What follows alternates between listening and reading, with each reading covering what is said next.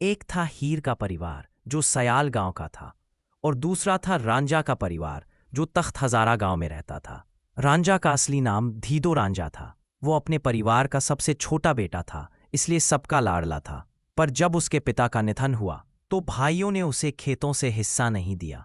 दुखी होकर रांझा अपना गांव छोड़कर निकल पड़ा। पहली मुलाकात, रांझा कई दिनों तक भटकता रहा। एक दिन वह सयाल गांव पहुंचा, वही गांव जहां हीर सयाल रहती थी। हीर बहुत सुंदर, निडर और अमीर परिवार की लड़की थी।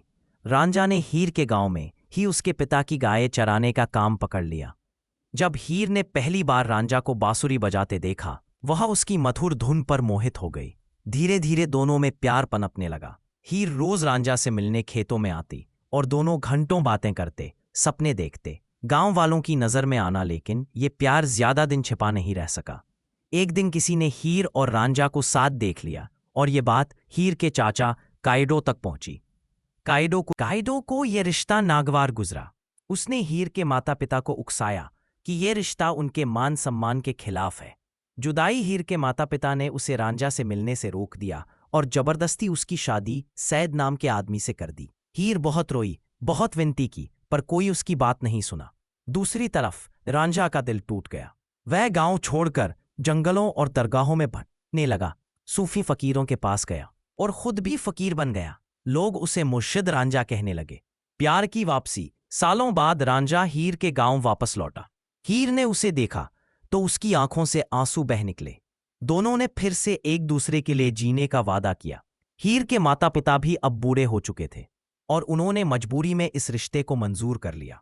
शादी की तैयारी शुरू हो गई। दर्दनाक अंत, लेकिन किस्मत को कुछ और ही मंजूर था। हीर का चाचा काइडो, जो शुरू से उनके प्यार के खिलाफ था, इस रिश्ते को बर्दाश्त नहीं कर सका। शादी के दिन जब हीर और रांझा एक दूसरे के पास आने वाले थे, काइडो ने चालाकी से हीर को जहर दे दिया। हीर ने जब जहर पी लिया तो रांझा वहां पहुंचा, पर बहुत देर हो चुकी थी। रांझा ने भी उसी जहर को पी लिया और हीर के साथ दम तोड़ दिया। प्यार की अमर कहानी, उन दोनों की मौत ने सारे गांव को हिला दिया। लोगों ने हीर और रांझा को एक साथ दफन किया और उनकी कब्र आज भी पाकिस्तान के झांग जिले में मौजूद है, जहां लोग आज भी फूल चढ़ाने जाते हैं। संदेश: हीर रांझा की कहानी हमें सिखाती है कि सच्चा प्यार जात, धर्म, अमीरी, गरीबी या समाज के बंधनों से ऊपर होता है।